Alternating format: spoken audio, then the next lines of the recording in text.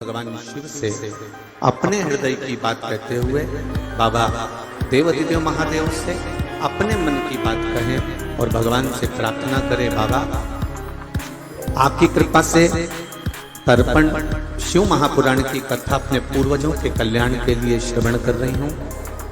सभी पूर्वजों का उद्धार हो ऐसी कृपा बनाकर रखिएगा। देवाधिदेव महादेव शिव महापुराण के मूल मंत्र का जाप आप सभी अपनी जगह पर बैठकर बड़े आनंद के साथ करेंगे। श्री शिवाय नमस्तुभ्यं। श्री शिवाय नमस्तुभ्यं। श्री शिवाय नमस्तुभ्यं। श्री शिवाय नमस्तुभ्यं। श्री शिवाय नमस्तुभ्यं। भगवान शिव की कथा कर रहे हैं। एक जैसे बैग के अंदर स्कूल जाते समय अपने बैग में एक कॉपी होती है जिसको हम रफ कॉपी बोलते हैं, जिसको रफ कॉपी बोला जाता है। और उस कॉपी में सारे सब्जेक्ट, उस कॉपी के अंदर सारे सब्जेक्ट लिख दिए जाते हैं। चाहे आप गणित लिख लो, चाहे हिंदी लिख लो, चाहे अंग्रेजी लिख लो, चाहे संस्कृत लिख लो, तुम्हारी मर्जी पड़े उस कॉपी में जो लिखना हो, क्योंकि उसका नाम ही रफ कॉपी। शिव महापुराण की कथा कहती है उस रफ कॉपी के अंदर सब लिखा जा सकता है, सब समाया जा सकता है, सब सब्जेक्टों का भार तत्व उस कॉपी के अंदर रहता है। शिव कथा कहती है उसी तरह परिवार में, घर के अंदर एक व्यक्ति ऐसा होता है जिसके ऊपर पूरे परिवार का भार होता है,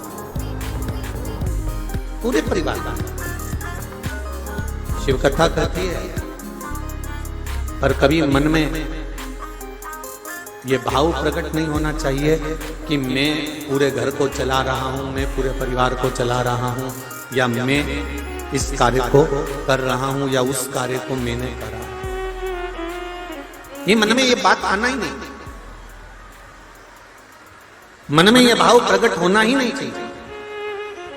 जिस व्यक्ति के मन में ये भाव प्रकट हो जाता है कि दुकान में चला रहा हूं, घर में चला रहा हूं, परिवार में चला रहा हूं, रिश्ते में चला रहा हूं, नाते में चला रहा हूं, या मैं पूरे परिवार को मैं लेकर चल रहा हूं, अगर मैं नहीं होता तो ये कुछ भी नहीं होता। ये मन का भ्रम निकाल दिया जाए। भगवान कृष्ण भी गीता में वर्णन करते हैं महाराज। भगवान कृष्ण भी कहते हैं गीता जी में, अर्जुन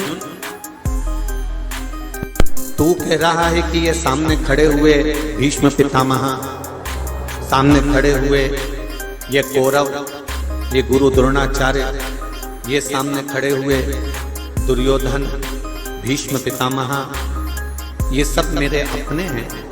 तो भगवान कृष्ण कहते हैं, अर्जुन मैं मानता हूं कि ये सब तेरे हैं, पर अर्जुन ये भ्रम निकाल दे कि ये मेरे हैं।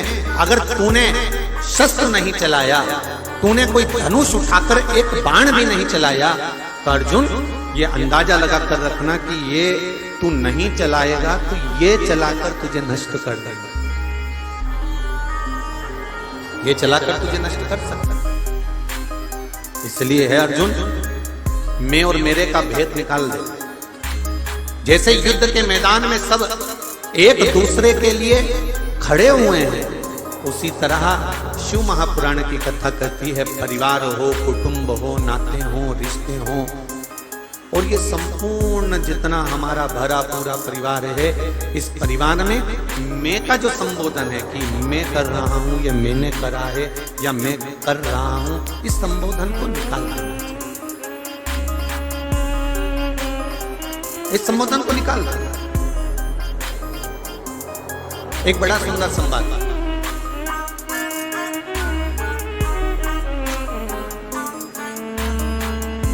व्यक्ति के जीवन में अभिमान, थोड़ा क्रोध, थोड़ा काम, थोड़ा लोभ, थोड़ी आसक्ति, थोड़ी तृष्णा, थोड़ी वासना क्यों रह जाता है?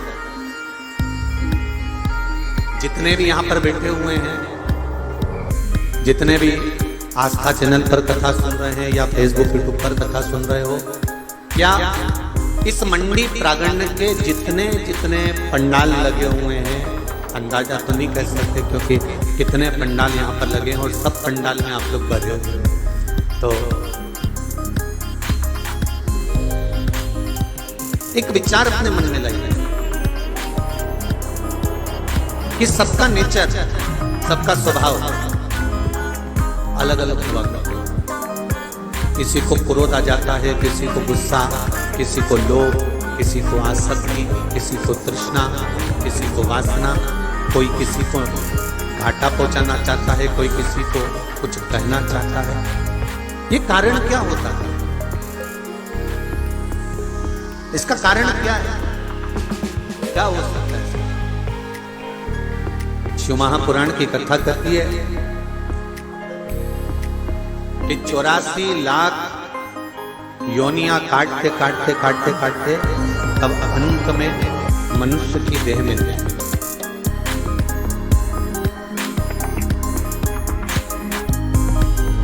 तिरासी लाख 99,999 जन्म हम लेने के बाद में अंत में मनुष्य की देह में पहुंचे,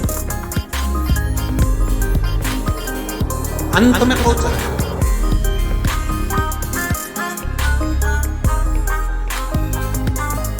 देखिए,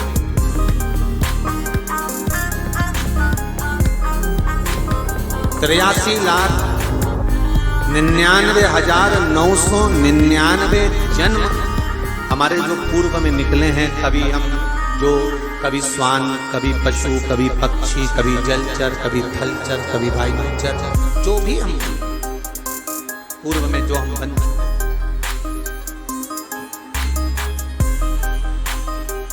और ना जाने कितने जन्म लेते लेते लेते लेते अंतिम बिंदु 83,99,999 जन्म के बाद आखिरी का जो जन्म मिला है वो मनुष्य की देह मिली है, मानव का शरीर मिला है।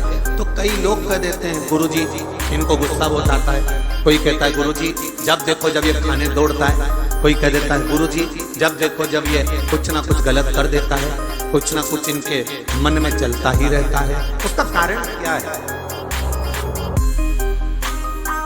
क्या कारण हो सकता है?